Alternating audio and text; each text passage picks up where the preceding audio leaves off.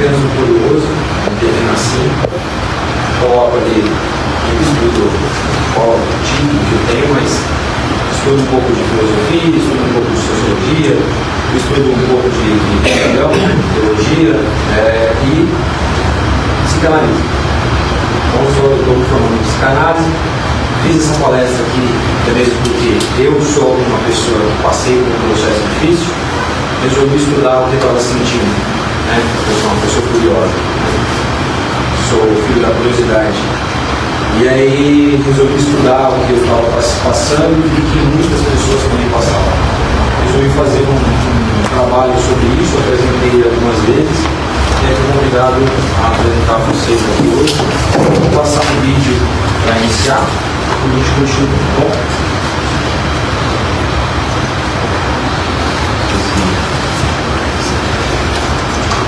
Eu acho que está precisando disso. Sabe o que é?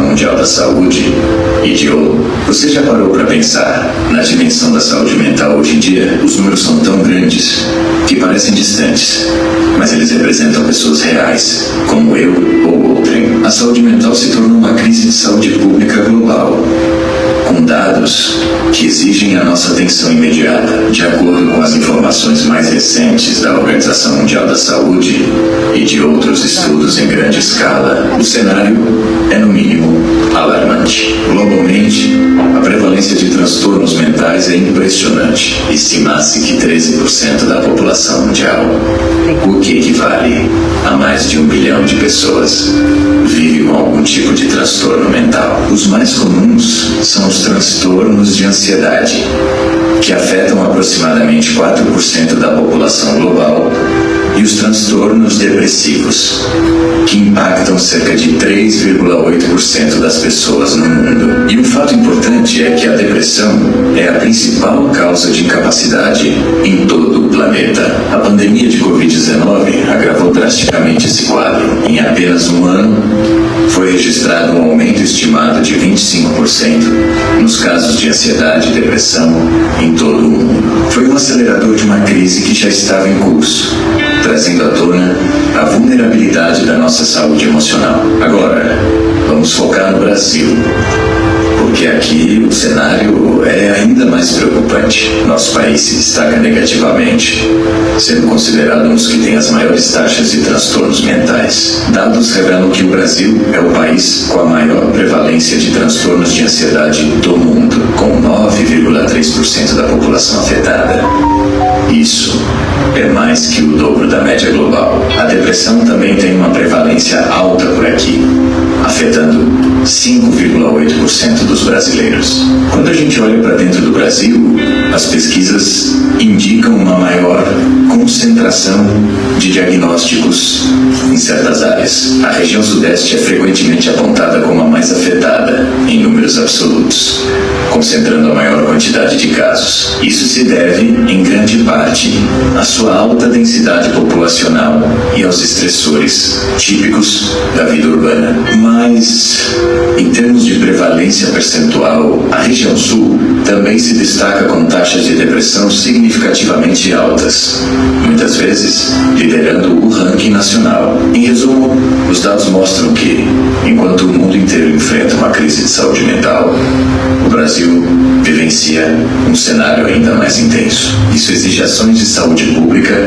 focadas e urgentes, mas, acima de tudo, exige a nossa atenção, a nossa empatia e o nosso cuidado. Por isso, é fundamental que a gente fale sobre isso, sem tabu e sem preconceito. Precisamos criar ambientes seguros para que as pessoas possam buscar ajuda. Cuidar da mente é tão importante quanto cuidar do corpo. Se você ou alguém que você conhece está passando por um momento difícil, procure ajuda profissional. O CVV, o Centro de Valorização da Vida, oferece apoio emocional gratuito 24 horas por dia pelo telefone 188 ou pelo site.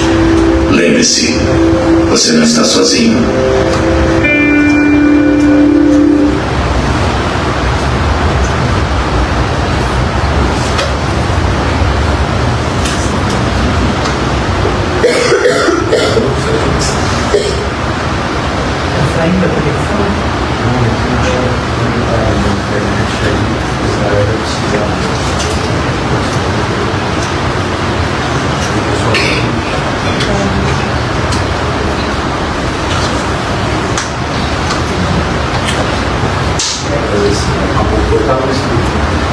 Vamos lá, pessoal. Então, assim, sabendo dos números alarmantes que nós temos no Brasil e no mundo,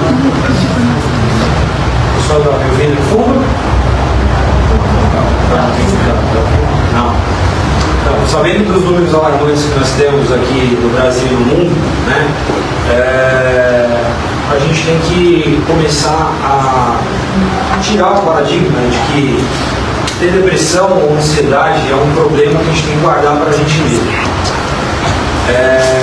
Se fala tanto em caridade, mas a pergunta que a gente sempre faz, e é comum, né, virou corriqueira a pergunta: oi, tudo bem? Como é que você está? Esse como é que você está perdeu a essência, perdeu a conexão com o motivo da pergunta. Porque a caridade não está em doar coisas e objetos, mas também na palavra. Em que você senta com a pessoa que você conhece ou não, e você está disposto a ouvir o que ela tem para dizer e se preocupar. Você somente não ouvir naquele momento para ela. Às vezes é o que ela precisa.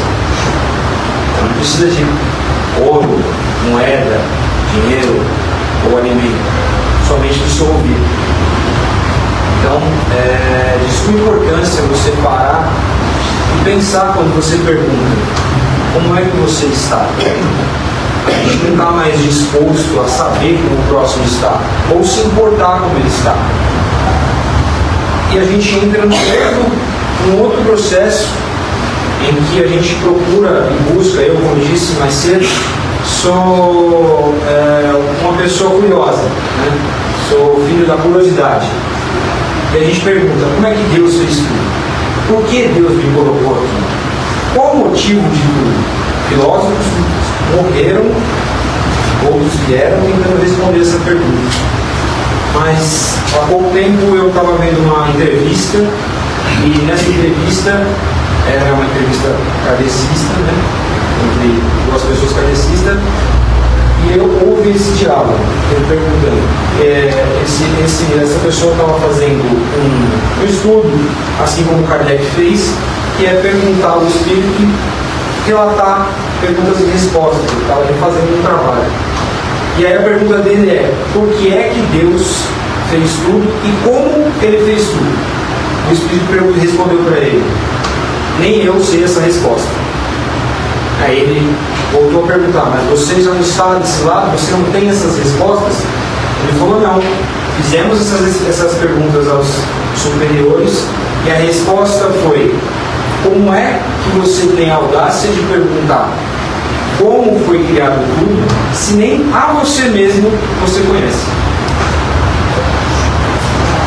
Então, a grande missão é o autoconhecimento. É a gente olhar para a gente. Né? O grande mestre Jesus disse: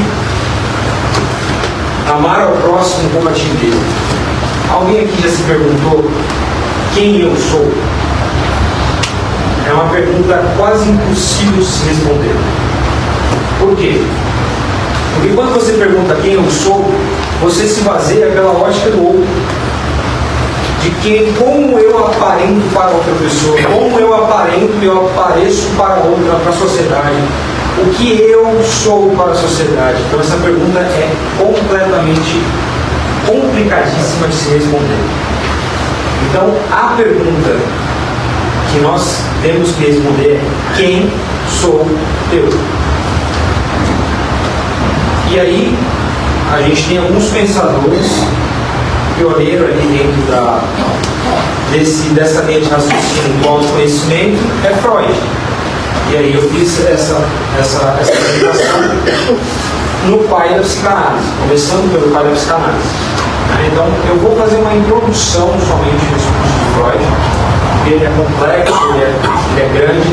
Então somente com essas pinceladas foi o que me ajudou a pensar e a refletir sobre o que era ele e quem sou eu. Então, são mecanismos dentro do estudo dele que me mostra uma linha de raciocínio que me ajudou a pensar e identificar alguns pontos. E eu acredito que vai ajudar algumas pessoas também, porque se me ajudou, logo tem a obrigação de disseminar a boa nova. Então, Freud, ele veio no início do século passado, quebrando um paradigma da psicologia em si em geral, porque as pessoas eram internadas e eram jogadas em calabouços como loucas ou como problemas mentais, como depressivos, sei lá, e aí eles estavam ali fadadas ao esquecimento e a cura delas era a morte. Tá? Então ele vem para tratar principalmente as mulheres sobre histeria. Histeria ela definida como uma doença feminina. Tá? Então ele vem para tratar isso. Eram tratadas por eletrochoque, eram tratadas com útero invertido. Eles retiravam o útero, porque eles achavam que era uma doença com o útero da mulher. Eles invertiam o útero dela para ver se ela melhorava. Então, e o que ele fez? Ele simplesmente mudou de ouvir. É a livre associação que ele chamou. As pessoas só precisavam ouvir. Antes disso veio toda a hipnologia, fizeram a hipnose, tinha um processo, ele era hipnólogo. E aí ele viu que, em um caso desses, ele viu que a hipnose funcionava por um período, um mês ou dois, depois todo o processo seria voltado. E aí começou a fazer a livre associação. E dentro da livre associação ele começou a desenvolver toda a teoria dele. Tá? E aí ele viu que essa mulher teve um desenvolvimento de melhora muito mais adequado do que com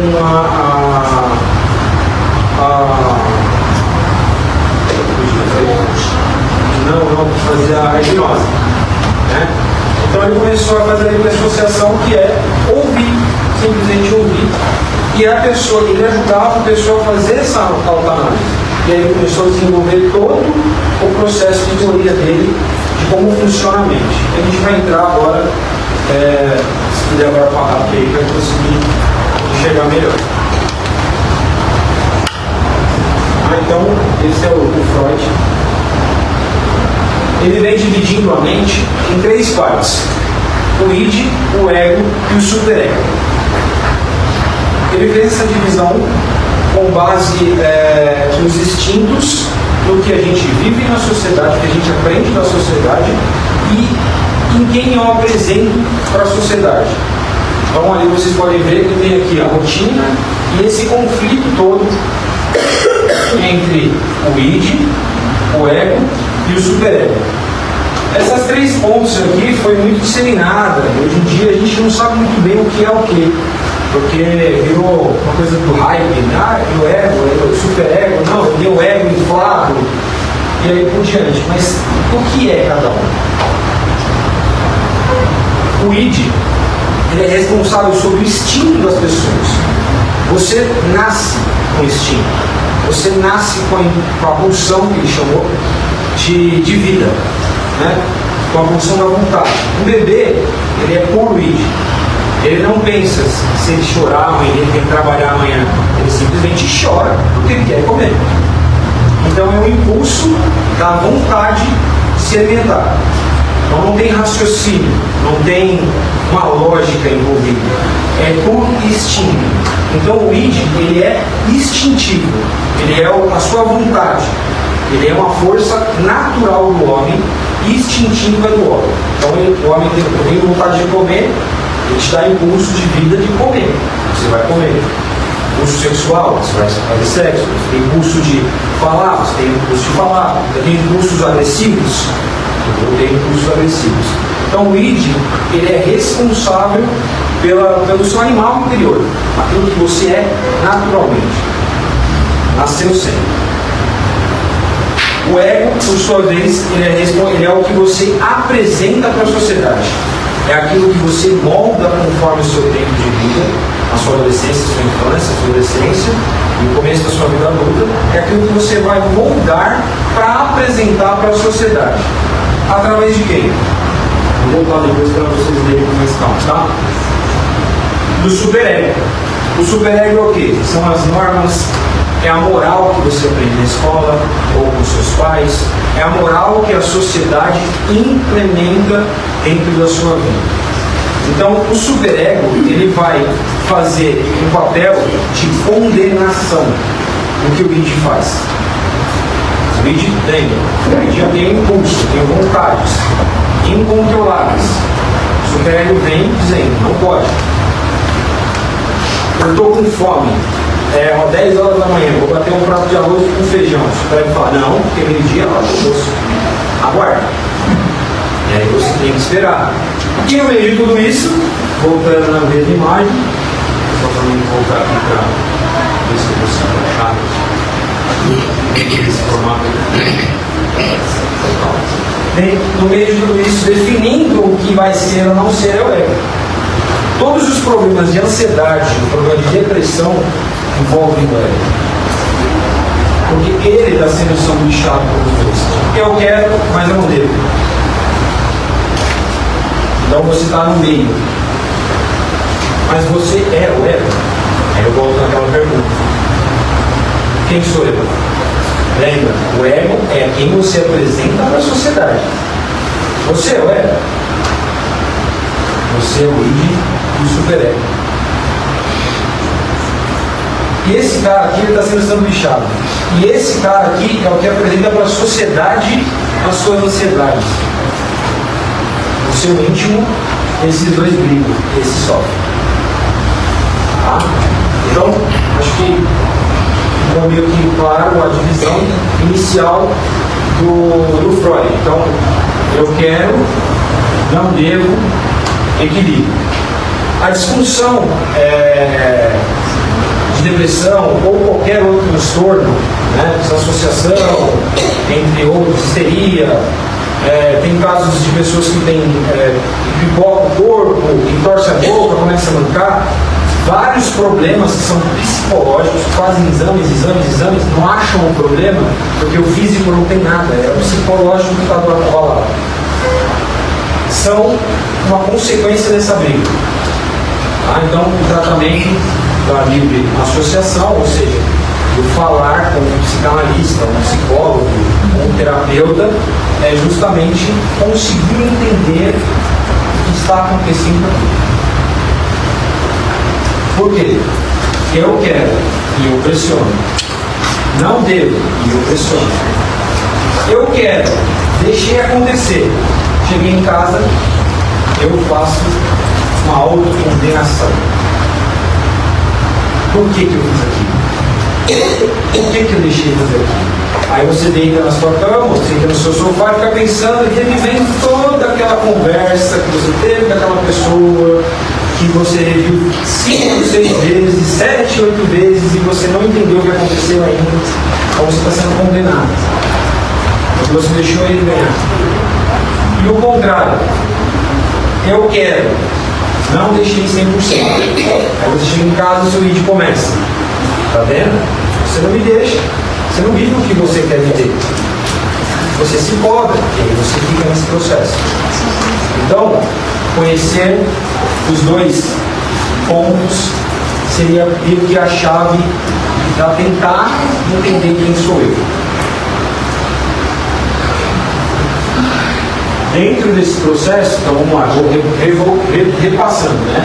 O ID, eu quero isso agora e não me importo com as consequências. Superego, isso é completamente errado, inaceitável, isso deveria ser se envergonhar. E o ego, calma, vamos encontrar uma solução que satisfaça todos os seus problemas. Ou seja, não fala, você tem um ego, tem um ego elevado. Que bom que tem um ego elevado. Se seu ego é elevado, ele faz o equilíbrio correto. Você sabe quem é você, entre aspas. E você se apresenta, você consegue fazer o equilíbrio entre as duas partes. Tá? Aí aqui é só uma passagem que eu consigo ver lá. Outra divisão que ele faz,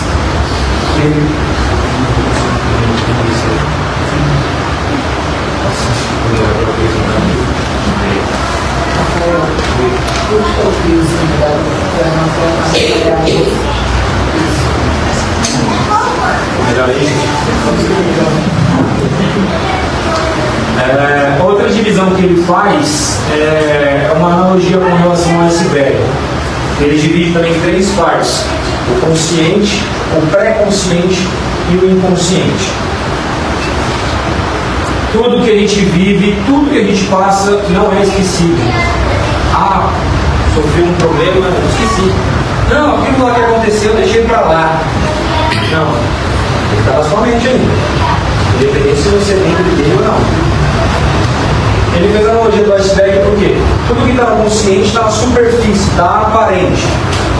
São coisas que você tem ali na hora. Eu lembro do meu nome, eu lembro que isso é uma camisa, eu lembro que é tudo no computador. É o que está no consciente. O pré-consciente, ele é acessível pelo consciente, tá? E o pré-consciente são todas as informações que você tem de necessidade. Número de telefone de não sei de quem, meu endereço, quem é fulano, eu amo ciclano, eu amo Beltrano. Todas as coisas que você lembra e tem guardado na sua mente, coisas da sua infância que você gostou, coisas que você passou e que você quer manter por algum motivo, estão aqui dentro do pré-consciente de fácil acesso ao consciente. O inconsciente, ele é aquilo tudo que a gente esqueceu, entre aspas. O inconsciente é onde mora o id. Tá? O id está dentro do seu inconsciente, porque a sociedade implica em que você esconda ele. Então você tem ali o id, as suas vontades, todas as suas necessidades, todas as seus quereres aqui. Você coloca ele no seu inconsciente. E essa é o formato que ele dividiu a consciência do ser humano. Tá? E aí vem o problema da questão. O recalque. Alguém aqui já ouviu falar do recalque? Ficou muito famoso, né? De uma forma muito ruim. Mas o recalque é uma barreira que nós chamamos de recalque, que vai impedir as coisas do inconsciente submergir para o pré-consciente e para o consciente. É uma barreira extremamente importante que ela regulada, que é essa parede de recalque, o superego, tá? Ela regulada, ela vai conseguir abrir, deixar passar o que for necessário, e o que não for necessário, ela não vai deixar passar. Então essa barreira de recalque, ela fica ali travando todas as coisas que você esqueceu ou quis esquecer. Tá? E a ansiedade, a depressão, tudo está lá dentro. Tudo que você não gostou, os seus traumas, tudo que você quer fazer e não consegue, estão lá. Você fala, não, deixa para depois, eu quero esquecer isso, agora não. E você deixa para depois, aquilo vai ser esquecido, vai sendo colocado ali no inconsciente. E essa barreira de recalque, um dia, uma hora, ela começa a transbordar, ela começa a querer romper. E dentro desse processo que começa todos os problemas, ela vai romper, ela vai abrir, ela vai transbordar, ou passar essa parede de recalque. Né? Quando chama, você é recalcado, ou seja, você pegou tudo aquilo que aconteceu e você guardou no bolso. Então, mais uma hora, se você guarda demais, você não equilibra, você não se conhece, você não conhece o seu id, você não conhece o seu superego, que é essa barreira, ou a capacidade que ela tem, e as suas normas, né, de vida que você foi implementado, da sociedade que você está. Uma hora, tudo isso que você está guardando transborda, pula para fora, pula por cima dessa barreira, desse muro feito. É aí que começam os problemas. Depressão é uma doença do passado. É algo que você viveu, um trauma que te aflige, que você não consegue esquecer. Por mais que você queira e fale, eu esqueci, aquilo transborda, aquilo pula do seu pré-consciente e do seu consciente. Ou você trata, ou você entende, ressignifica, né? Aconteceu. O que eu devo fazer para não acontecer novamente? E aí se trata de resolver e fortalecer o seu superego, fortalecer aquela barreira de recalque para que aquilo seja mais leve. E a ansiedade é uma doença do futuro. O que eu vou ser? Como eu vou ser? O que vai acontecer amanhã? Como vai acontecer amanhã? Eu preciso disso. A gente passa muito tempo vivendo no passado ou no futuro, esquece do presente. O que está acontecendo agora? Quem está comigo agora? Quem me faz feliz agora? Quem está comigo nesse momento? O que eu estou fazendo nesse exato segundo? Então, para a gente equilibrar, é conhecer o mecanismo. Conhecendo o mecanismo, você fortalece o seu eu e você se torna uma pessoa melhor para si mesmo, em primeiro lugar, e para o próximo, a quem você convive. Porque vamos raciocinar um pouco. O passado já foi. O passado ele é imutável e inacessível. Você não vai conseguir mudar ele. Nada vai alterar ele. Já aconteceu. Então por que viver nele? E o futuro é incerto. Eu não consigo mudar ele, alterar ele, fazer diferente, porque depende de muitos fatores. Eu posso programar, eu posso me adaptar do hoje para viver o amanhã melhor. Mas viver o amanhã 100% é um problema. Deve ser evitado.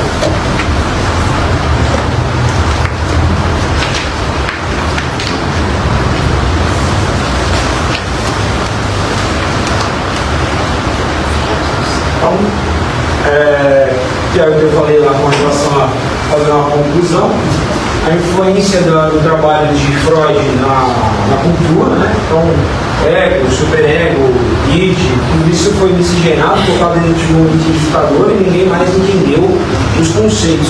Não adianta nada eu sentar para fazer uma terapia com um terapeuta, eu sentar para fazer uma sessão de psicanálise e eu não entender o que está acontecendo. Primeiro que a gente vai abandonar o processo no meio do caminho, né? Porque eu começo a ouvir, o cara não fala nada, só eu falo.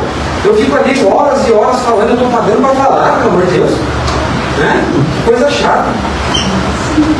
Mas se eu entendo o processo, ele está ouvindo para poder pensar os seus problemas dentro de um processo, ele montar o que é você e começar a te ajudar sutilmente. Porque não adianta nada eu chegar aqui como escalarista e falar para você, faça dessa forma. É você que está tomando a decisão? Não é. A conclusão da análise tem que ser do analisado. Eu tenho que entender o mecanismo da minha própria mente. Tem que ser autossuficiente. Eu tenho que entrar dentro de um ambiente e conseguir sair dele, sem a ajuda de ninguém. Por isso é liberado a livre associação, justamente é livre. Você sempre fala os absurdos que você quiser. Para quê? Para que você se analise. Para que você ouça a sua própria voz. Então, a cultura fez um processo de purificador dentro da teoria, bagunçando tudo o que é de fato cada parte do estudo. Ele tem um legado duradouro, até hoje tem alguns estudiosos que tentam refutar, mas até agora ninguém conseguiu refutar, adaptam, né, a ideia. Lacan depois veio para fazer, chamando do eu negativo, né? Eles têm que ter um embate do eu negativo, sendo id, entre outros. Lacan, não Lacan, esqueci o nome agora, Yang, tá? Entre outros, depois veio Lacan fazendo a compra, ele fez tentar tirar do lugar, depois ele viu que estava errado, ele voltou para Freudiano, que até hoje ainda é a base do Freudiano, né? No Ocidente a gente usa essa base freudiana, desse raciocínio, dessas três fatias. Lógico que depois tem um aprofundamento ali, da primeira infância, segunda infância, entre outros processos, mas esse é o fundamento do estudo de Freud. Tá? São as três divisões: o id, superego, do id, ego e superego, do pré-consciente, do inconsciente e do consciente. Tá? Então, esse é o trabalho. Estou à disposição para perguntas. Sei que chega no final você está pensando. Mas se alguém quiser fazer pergunta. Pode ser pergunta? Pode. Alguém acende?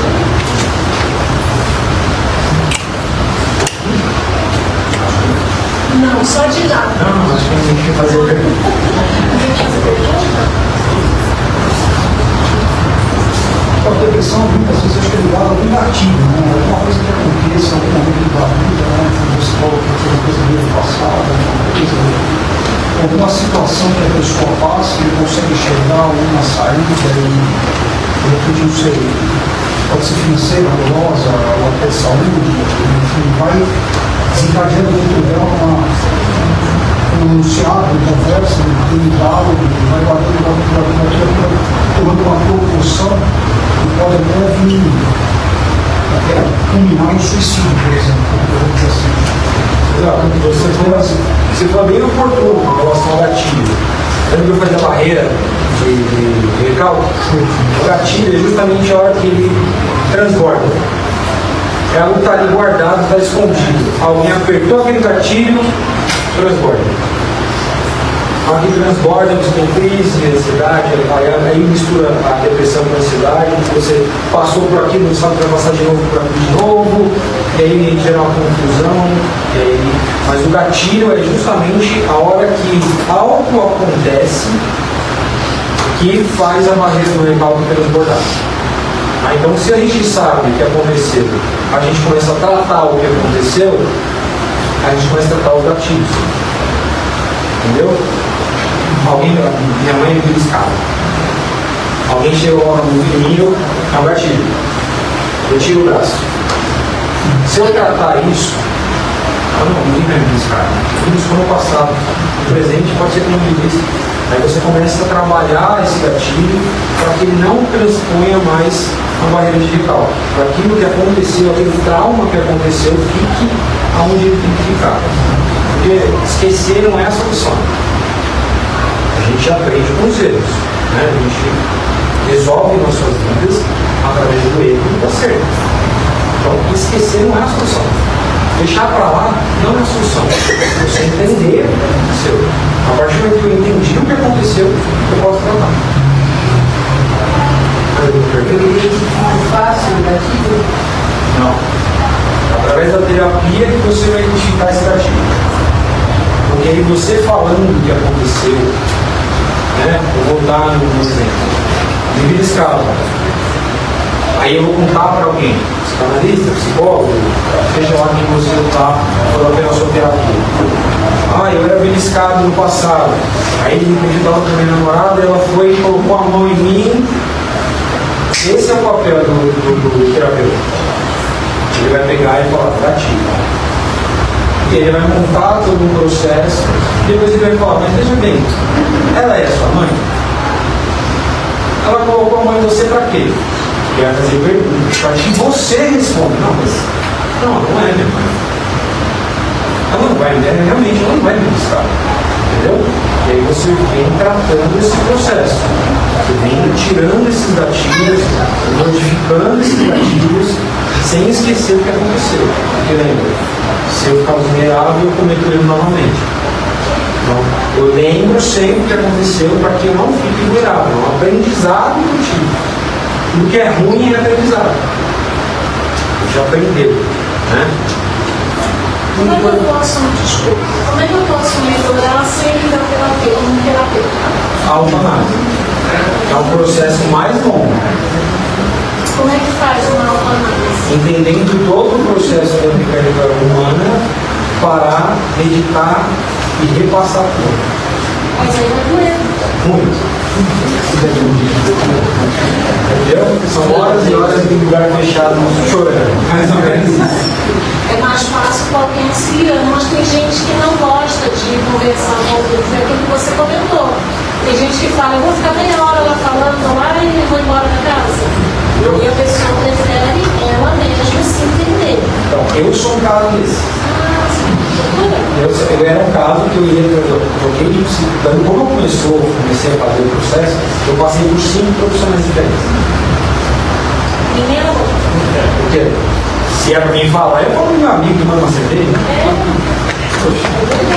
Rafael, onde a medicina, através dos psiquiatras, trabalha paralelamente com a psicanálise? Psicologia. Tá, mas muitas pessoas, por exemplo, que têm depressão, procuram muitos psiquiatras, entram em remédios marcados para tratar. Viram uma dependência. No caso da psicanálise, ele trabalha paralelamente a isso para manter esses medicamentos ou, de outra forma, não é a evidência do medicamento e sim do paciente. O medicamento é parte do pressuposto que ele tem que ser temporário. Ele não tem que ser contínuo. Tá? Principalmente algo que mexe com as enzimas do seu cérebro.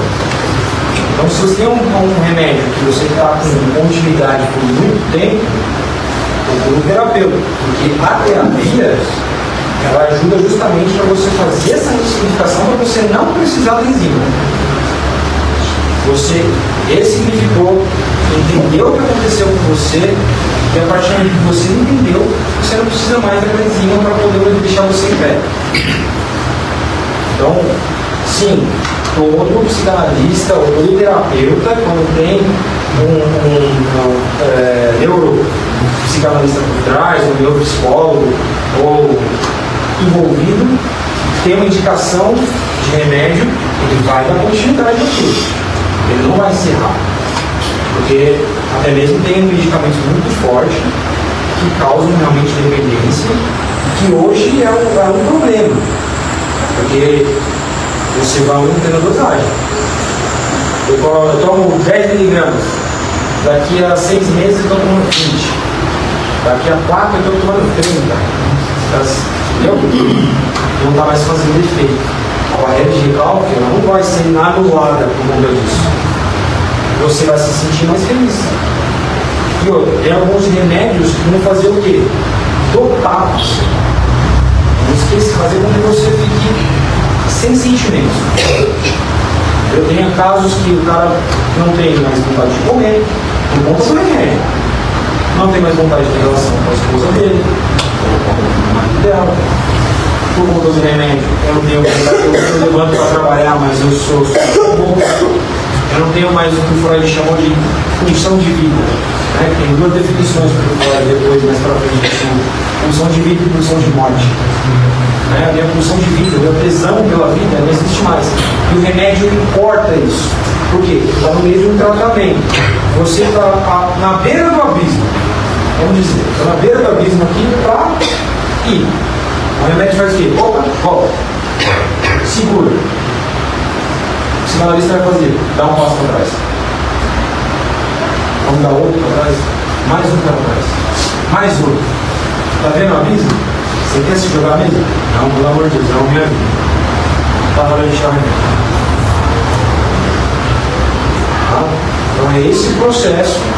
Então assim, existe muita gente que acaba virando dependente. E não é uma pena. Que aí larga a terapia e fala, não, o remédio vai fazer efeito. Vou ficar com o remédio. Você falou assim sobre você não gostava de um profissional. Você achava que de repente desabafava com um amigo. Mas nenhum amigo quer te ouvir. Isso é real. Então você tem um profissional que supostamente ele está recebendo, ele faz de caridade, enfim, não importa.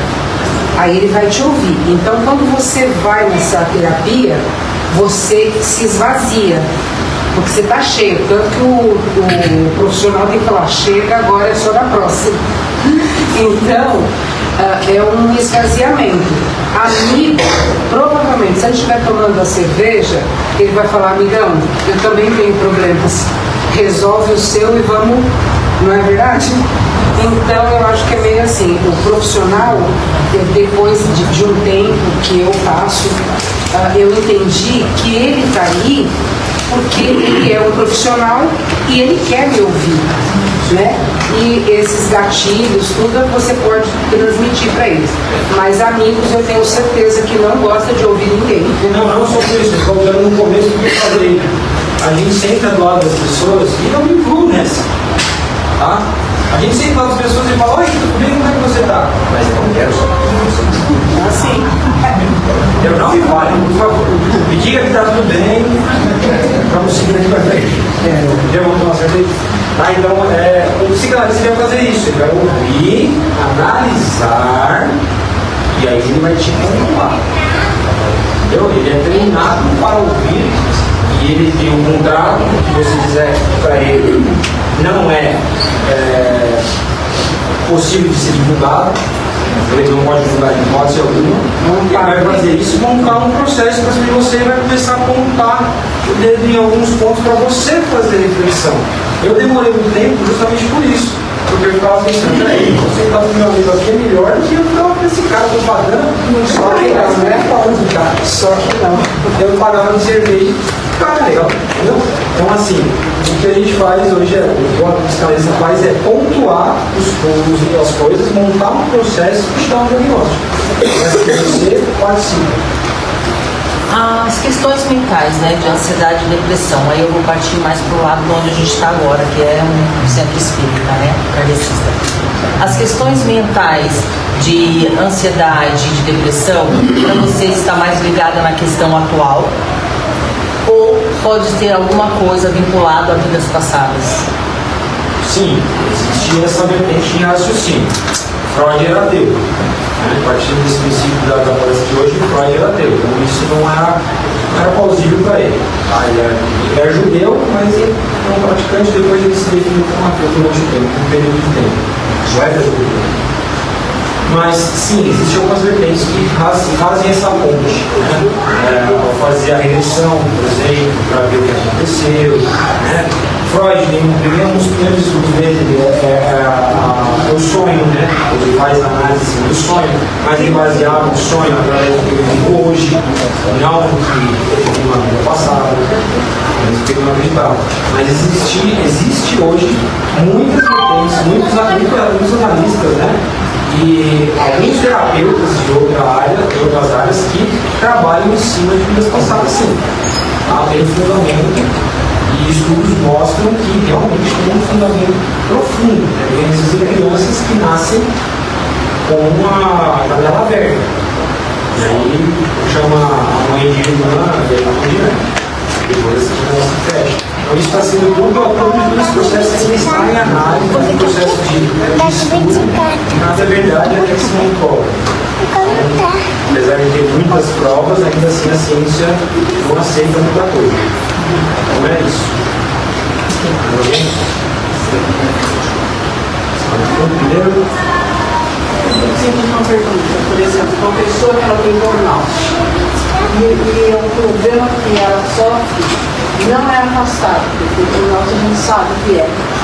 E aí ela não consegue se afastar, por exemplo, o patrão deixa, né, ele é empregado e não pode. Há jeito de curar uma pessoa dessa? Como você falou, os gatilhos ainda vão existir? hoje em dia já o burnout já define pelo menos 5 meses de afastamento e já está em estudo a aposentadoria em cima dele caso não for tratado. Não está liberado ainda. Tá? Foi diagnosticado e não foi afastado. E aí ele procura outro profissional. mas aí foi o empregador. E aí INSS procura o direito. Porque o burnout já é considerado no caso de afastamento. Muito obrigada. Em que momento que é indicado o uso da medicação? Porque você falou do momento de parar a medicação, que quando volta é o espaço para dar. E qual o momento exato para entrar para a pessoa? A gente sabe quando a gente bate no desespero. Quando você está em busca da procura ajuda, você vai precisar pegar onde puder. Aí tem aquele amigo legal que fala, eu estou tomando esse remédio, toma também. É causado. Vai fazer bem para você. Então você começa, você vai ouvir alguém que vai te ajudar e vai falar, procura esse profissional. Se for um psicanalista, ele vai começar o processo, ver que você está na beira do abismo e te indicar para um psiquiatra. E esse psiquiatra ele vai ter o poder de te dar uma alarme. Porque o psicanalista vai fazer um levantamento de você, mandar para esse psiquiatra vai pegar e falar, vamos conversar? Aí vai começar um processo com você e aí você começa a tomar remédio. Entendeu?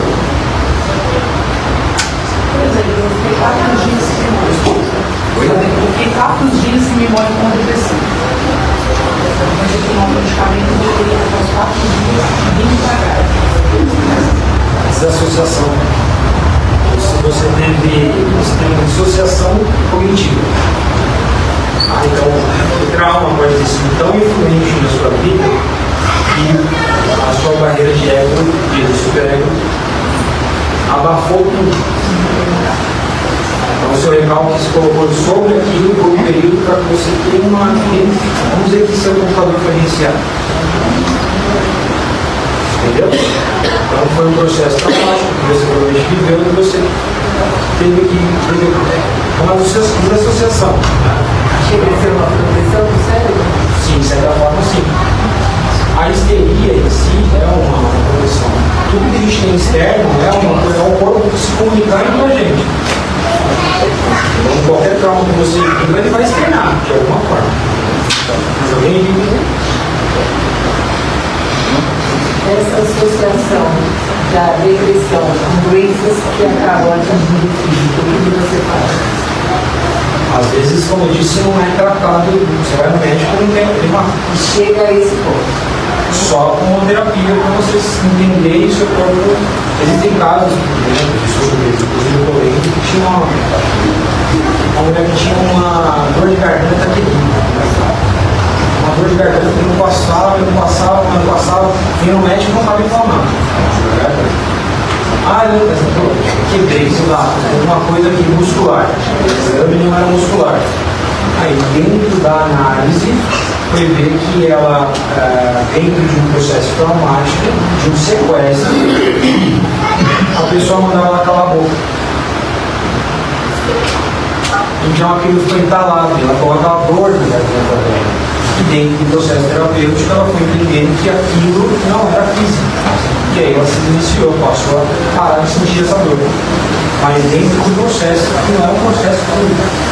Eu comecei a terapia hoje e amanhã já estou bom. Não é assim. Então faz uma pergunta, gente. É isso, gente. Espero ter ajudado vocês. espero ter trazido um pouco de informação de como funciona a psique humana, para que a gente consiga entender quem é a gente, para onde a gente quer ir e responder finalmente essa pergunta: quem sou eu? Quem é Deus? A gente já sabe. Como o mundo foi criado? Não sei. Nem quero saber. Primeiro eu quero responder quem sou eu. E é a pergunta mais difícil. Tente responder essa pergunta sem olhar através dos olhos dos outros. Olhando para a gente. Porque a gente cavucando o nosso inconsciente ou cavucando o nosso ídolo superego, a gente pode se surpreender com o pessoal. E está tudo bem, porque se sumiu mesmo. E aí você começar uma mudança por ali, ou uma pessoa boa demais, que também vai me atrapalhar. E como a gente aprende aqui na cabecinha, vivemos um mundo de próprias inspirações. Né? Ser bonzinho demais também é um problema. Né? Então a gente tem que equilibrar, a vida é equilíbrio. Essa coisa é um equilíbrio. Bom, obrigado, pessoal.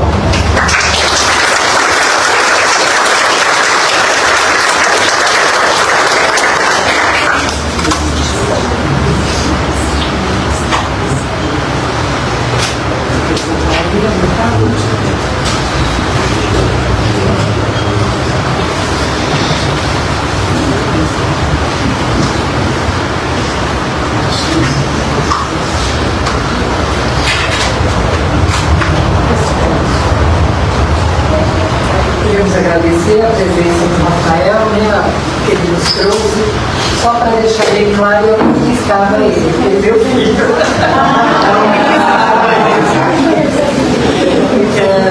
Vamos preparando o coração para que a gente possa dar mordida.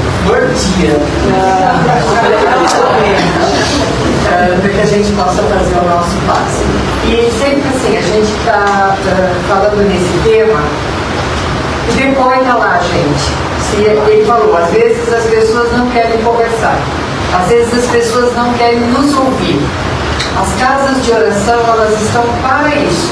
E agora, mais ainda, a gente está disposto a investir nesse lado do equilíbrio emocional.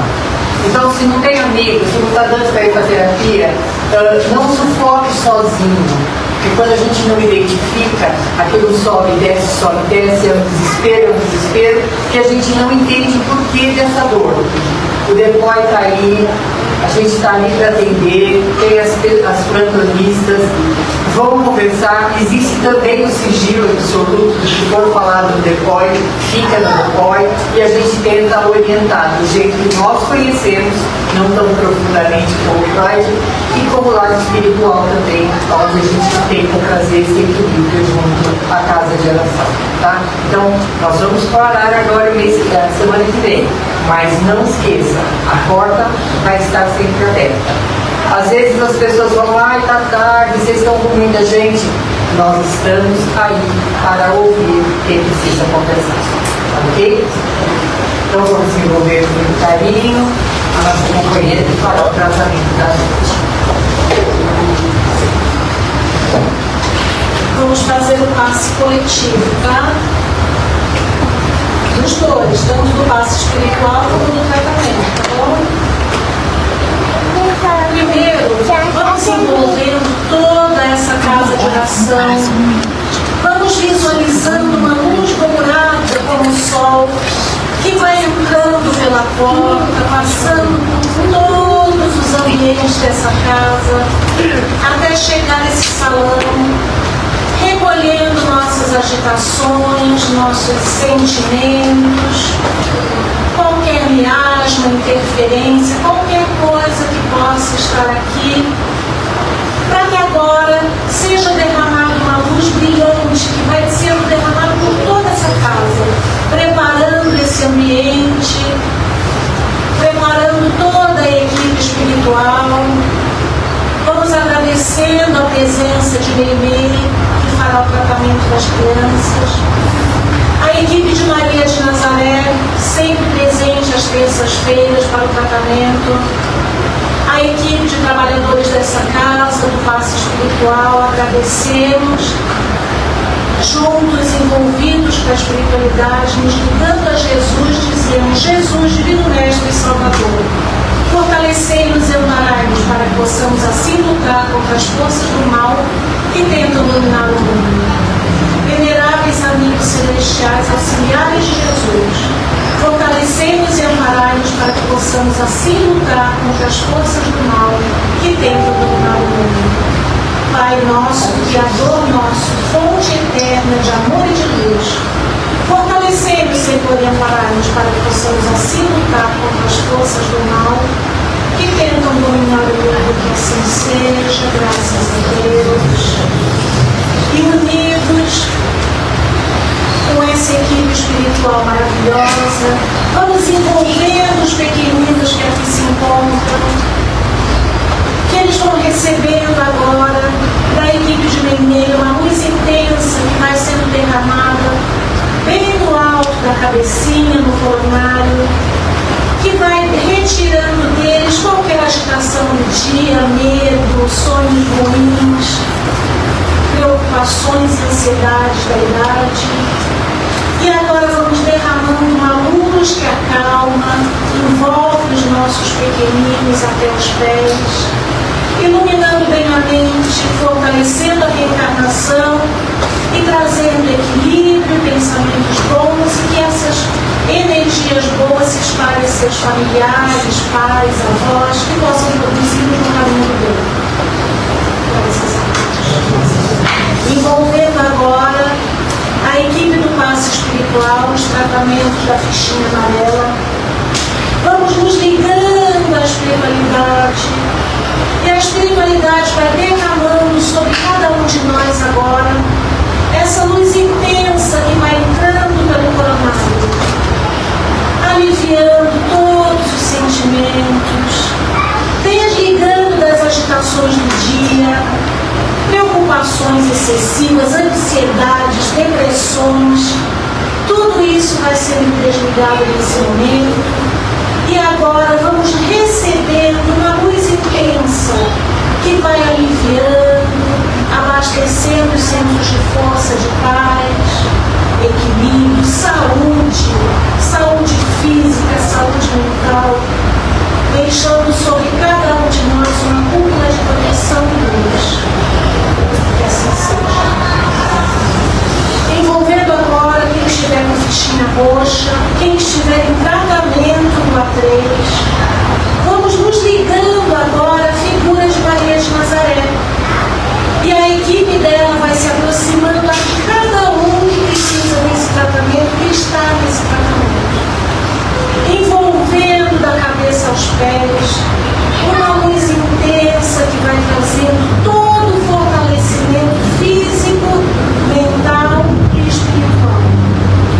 Vamos recebendo através dessa luz, dessa energia de paz, recebendo alívio às nossas dores, os pensamentos positivos, o coração abastecido de muita gratidão, agradecendo pela vida, agradecendo pela saúde, pela força e coragem que a equipe de Maria de Nazaré derrama sobre cada um.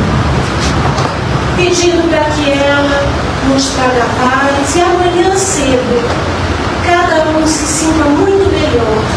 E todos nós, quando sairmos daqui, que nos sintamos mais fortalecidos na fé de Jesus, na coragem de Maria de Nazaré e na certeza de que nunca estamos sozinhos.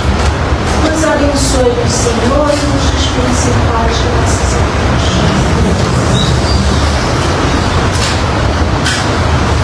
Vamos unir nossos pensamentos para as vibrações. Vibrar e desejar e querer, e nós vamos colocando nas mãos do nosso Mestre amado Jesus o nosso melhor, o nosso amor, a nossa vontade, o nosso desejo de um mundo melhor. Um mundo onde haja mais humanidade, um mundo onde as pessoas se transformem, se reformem, se ajudem, se apoiem, que ame. Um mundo onde Jesus planejou a paz, a integração de todos os povos. Um mundo onde não exista mais espaço para guerra, para disputas descabidas. Um mundo onde a solidariedade possa se fazer presente em cada ação, em cada pessoa. Vamos vibrando muita paz para todo o nosso Brasil. Vibrando pelos nossos hospitais, pelos orfanatos, vibrando pelas famílias necessitadas de convívio, de amor, de abraço. Vamos vibrando pelas casas de oração, que elas possam fazer despertar o melhor de cada ser. Vamos vibrando pelos trabalhadores da última hora, que incessantemente trabalham com as suas questões pessoais, mas ainda acham tempo para doar um pouco ao próximo. Que eles tenham força de continuar a tarefa que Jesus nos designou. Vamos vibrando pela nossa casa de oração, por esse cantinho tão sagrado, tão abençoado que nos dá a oportunidade de aqui nos refazermos. Rogamos pelos nossos familiares, pelo nosso lar. E humildemente, Senhor, te pedimos, desperta-nos para a tua luz, para as tuas leis, para o teu amor. E nessa vibração gostosa, harmoniosa, nós vamos nos preparando e envolvendo com muito carinho a nossa companheira que trará a palavra do Deus. Queridos irmãos,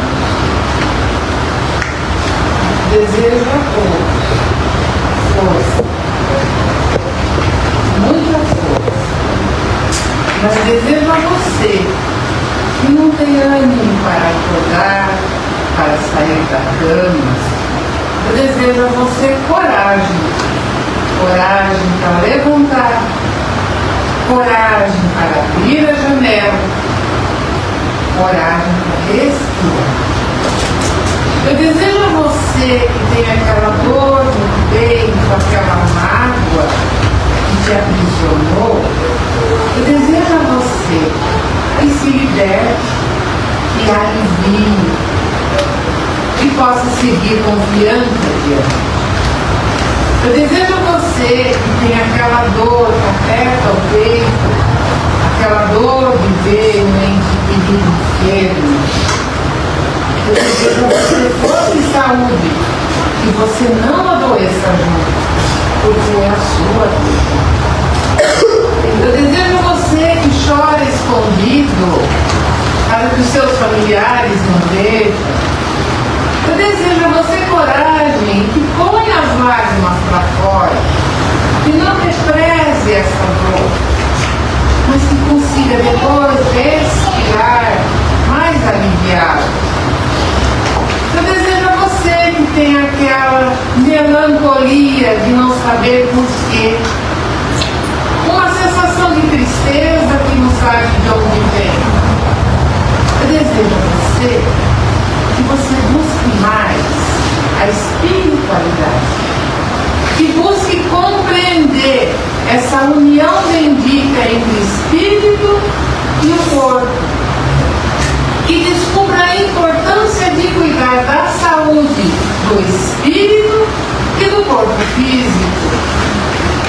O seu corpo é a sua casa, é a casa que abriga, que acomoda o espírito, que tem necessidade de viver, de sorrir, de conviver, mas que carrega consigo dores, mágoas e tristezas, mas que ao longo da vida, dos parentes, dos amigos, dos contatos, vai aprendendo a seguir, a caminhar.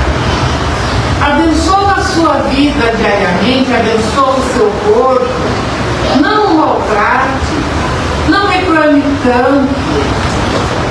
Procurem valorizar mais essa oportunidade de vida, mas procurem principalmente valorizar hoje esse momento de reflexão, de reencontro, de olhar para si, de colocar na balança o que realmente vale a pena, porque os pesos do passado ficaram no passado, mas tem o hoje, e esse hoje é determinante para a nossa saúde física e espiritual. Se lembrarmos das passagens de Jesus, dos seus seguidores, discípulos, Jesus deixa uma mensagem a cada dia para nós, a cada despertar. Levanta-te e anda, porque se esperarmos somente dias felizes, relacionamentos perfeitos, um convívio perfeito, nós não conseguiríamos mais levantar das camas, dos sofás, não conseguiríamos mais abrir as portas de tantos quartos trancados e escuros, como tantos irmãozinhos vivem hoje. Vamos então abrir a porta da nossa casa mental, do nosso corpo físico, para absorver, para receber a luz. E nesse momento, eu convido a todos a colocar um pensamento com muita luz e que seja direcionado a tantos irmãozinhos trancados na escuridão da mente, na escuridão de seus quartos. Não abrem as portas, não abrem as janelas, não se alimentam. Simplesmente estão aguardando o desencarne. E é com muita tristeza que nós vemos tantos cenários, tantos quadros dessa forma acontecendo no mundo de hoje. Não busquemos saber o que fomos ou o que seremos. Vamos procurar compreender o hoje, como estou, o que eu posso mudar. Se abrir por uma religiosidade ou espiritualidade, e aqui vai um receituário, um medicamento mais potente que qualquer caixinha de farmácia. Peguem um copo de água, peçam as bênçãos do alto, que ali sejam derramados os medicamentos para aquele momento. Bebam suavemente, respirem fundo. A água é a maior condutora de bênçãos, de fluidos do universo. Então vamos a cada dia ingerir um pouquinho mais desse líquido abençoado. Não vai curar todas as dores da alma, do corpo físico, mas com certeza esse exercício, essa luta vai fazendo com que cada um melhore dia a dia e procurem cada vez mais abrir as portas da vida, da sua casa física, do seu lar, da sua casa mental, para tudo que é bom, para tudo que é espiritualidade, que Deus, que a medicina vai proporcionar a cada um de nós.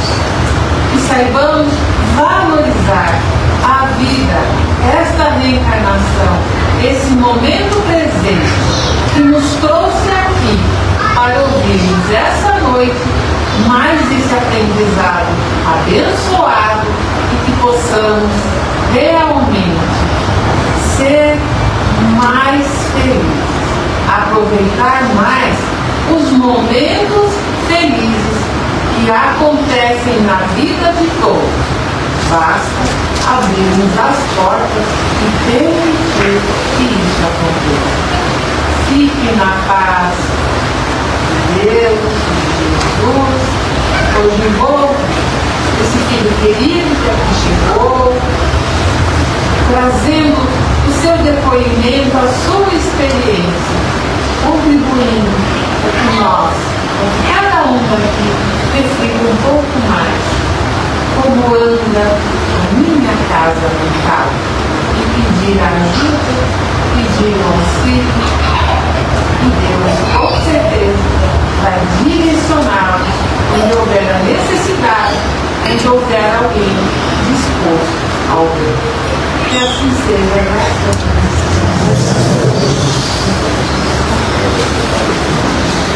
Nós agradecemos a presença e a mensagem do mentor, agradecemos a presença do Rafael, agradecemos a presença de cada um que hoje esteve para confraternizar, para dividir esse momento.